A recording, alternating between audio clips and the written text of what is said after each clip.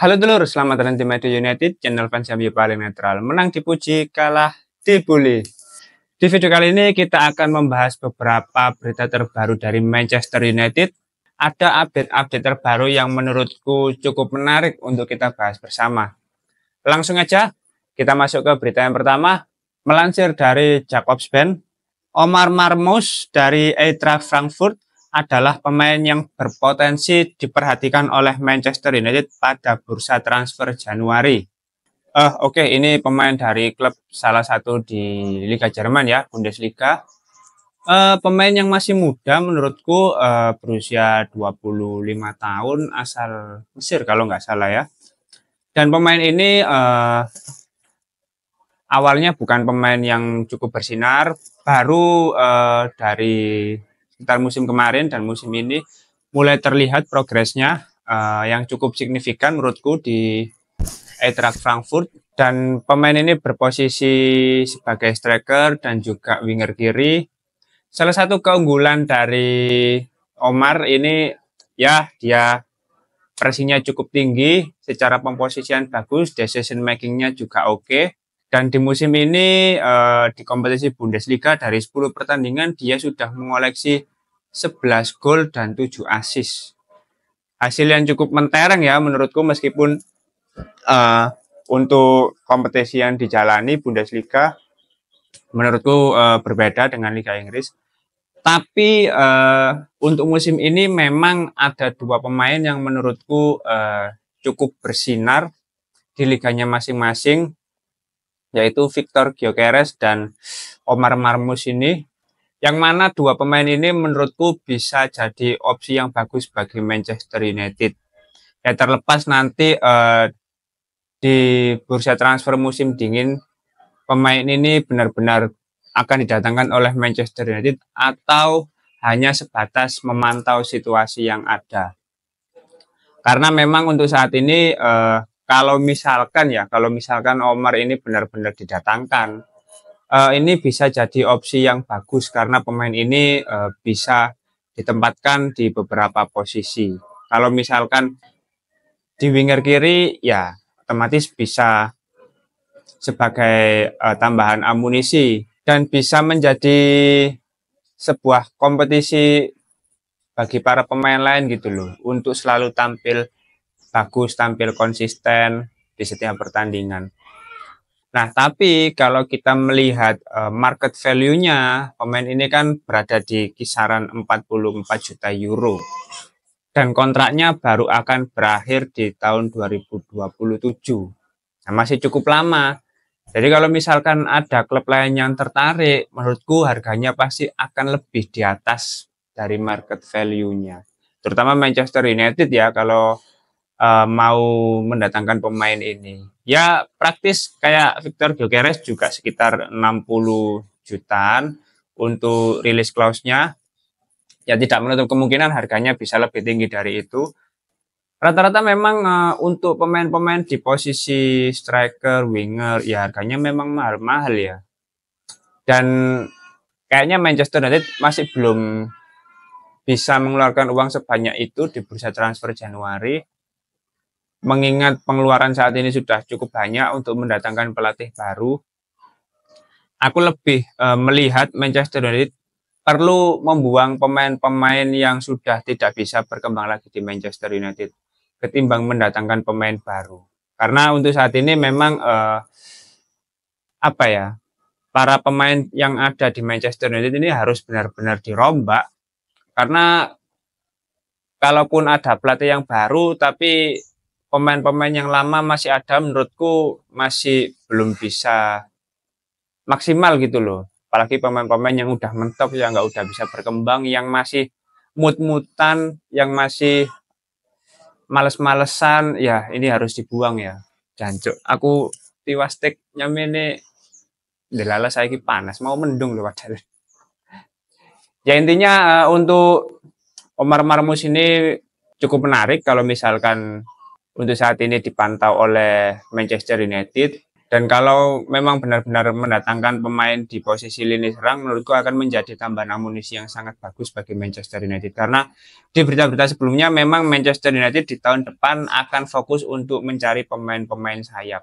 Karena untuk saat ini memang pemain-pemain sayap di Manchester United masih kurang lah ya. Dari semua pemain yang ada, menurutku yang visinya masih kelihatan jelas cuma Amad Diallo gitu loh. Marcus Rashford, Alejandro Garnacho, semuanya Anthony, semuanya masih belum bisa belum bisa menunjukkan performa terbaiknya gitu loh. Oke, kita masuk ke berita yang kedua. Manchester United, Liverpool, Arsenal, dan Tottenham Hotspur telah mengajukan pemberitahuan hukum yang berisi hak untuk mencari kompensasi jika Manchester City terbukti bersalah atas tuduhan serius di antara 115 dugaan pelanggaran aturan keuangan di Premier League. Jika tuduhan terhadap Manchester City terbukti, Manchester United dapat mengklaim kehilangan pendapatan karena gagal memenangkan gelar Premier League, lolos ke Liga Champions atau kompetisi Eropa lainnya selama beberapa musim, yang totalnya dapat mencapai ratusan juta pound sterling. Wah, menarik ini ya. Tapi untuk kasus Manchester City atas 115 tuduhan ini masih dalam proses penyelidikan ya, masih belum selesai prosesnya. Dan karena jujur ya, aku nggak terlalu mengikuti lebih jauh terkait proses tuduhan dari Manchester City. Memang kalau kita lihat prosesnya itu berjalan cukup rumit, prosesnya juga panjang. Dan ada saksi-saksi kunci yang memang saat ini masih berusaha dikembangkan lebih jauh ya, 115 tuduhan itu. Tapi menurutku dibandingkan kita semua fokus atas tuduhan, memang kasus itu nanti akan merembet kemana-mana dan banyak klub yang akan dirugikan. Tapi kenapa aku nggak terlalu fokus? Karena di luar itu semua sebetulnya Manchester United ini sudah banyak masalah ya dari sebelum-sebelumnya. Jadi kalau misalkan ini benar-benar terbukti dan Manchester United bisa menuntut kerugian, bisa memenangkan Premier League di musim saat Jose Mourinho ya, saat Manchester United finish di peringkat 2, itu semua kalau benar-benar terbukti kompensasi-kompensasi itu menurutku hanya bonus. Tapi menurutku yang harus menjadi fokus bagi Manchester United saat ini adalah memperbaiki kualitas di internal Manchester United itu sendiri, mulai dari sisi performa, mulai dari manajemen, mulai dari kualitas para pemain, mulai dari penerapan taktik dari pelatih yang baru untuk saat ini. Itu yang harus menjadi fokus utama. Ya kalau di luar-luar itu menurutku itu biarkan pihak dari Manchester City dan prosesnya biar diselesaikan terlebih dahulu ya. Kalau misalkan memang benar-benar terbukti ya alhamdulillah ya, kita semua beserta klub-klub lain kena cipratannya ya. Tapi itu bukan fokus utamanya ya, aku pun makanya nggak terlalu peduli. Memang kalau ada beritanya, oh iya kayak gini, tapi nggak sing menelaah lebih jauh. Ya itu urusannya City lah, urusannya rival lah. Kok bisa sampai ada 115 tujuan itu ya kerjanya main-main, itu nggak bener itu. Maka dari itu untuk berita ini menurutku menunggu perkembangannya saja sambil fokus ke hal-hal yang ada di internal Manchester United. Oke, kita masuk ke berita terakhir. Nggak bisa terlalu lama-lama ya, ini panas soalnya. Misalnya kalau panas videonya overexposure ya jelek ya. Padahal itu mau tik mendung loh, mau mendung loh. Lagi tik moro-moro panas. Melansir dari Fabrizio Romano, Ruben Amorim dan stafnya menganggap Leny Yoro sebagai salah satu pemain paling menarik untuk dikembangkan dalam proyek jangka panjang bagi Manchester United. Dia dianggap sebagai bakat generasional oleh klub dan Ruben Amorim beserta stafnya sepenuhnya setuju dengan hal itu. Ya mungkin kita semua juga sepakat ya kalau Leny Yoro ini menurutku salah satu pemain muda yang cukup potensial, bahkan sangat potensial. Di bursa transfer kemarin bahkan Manchester United rela mengeluarkan uang yang tidak sedikit demi mendatangkan Leny Yoro, yang mana pada saat itu Manchester United juga bersaing dengan Real Madrid untuk mengamankan jasa Leny Yoro.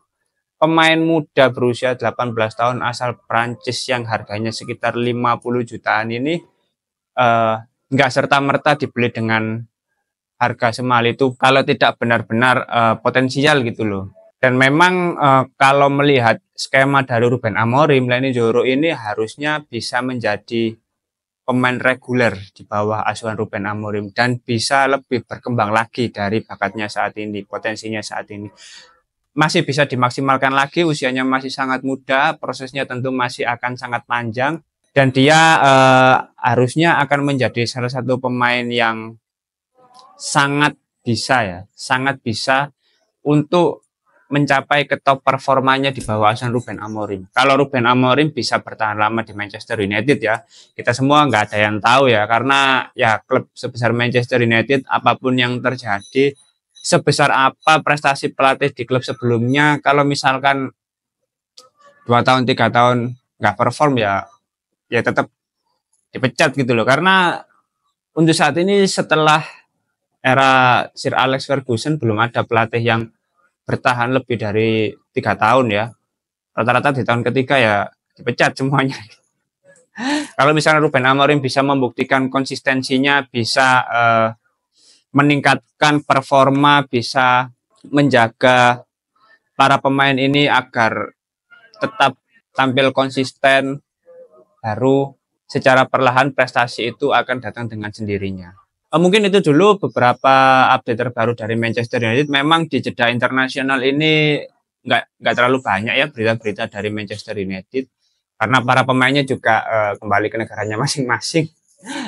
Emang kadang agak sepi juga ya, 2 minggu nggak ada pertandingan, 2 minggu nggak bisa melihat perkembangan dari para pemain bersama Manchester United. Ya gimana, memang hal seperti ini juga pasti terjadi ya.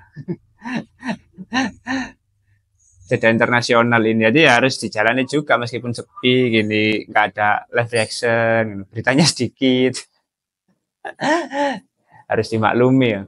Oke, kalau misalkan teman-teman ada opini lain terkait berita tadi, langsung tulis saja di kolom komentar, kita diskusi santai seperti biasa. Terima kasih sudah menonton video ini, jangan lupa like, komen, dan subscribe. Salam.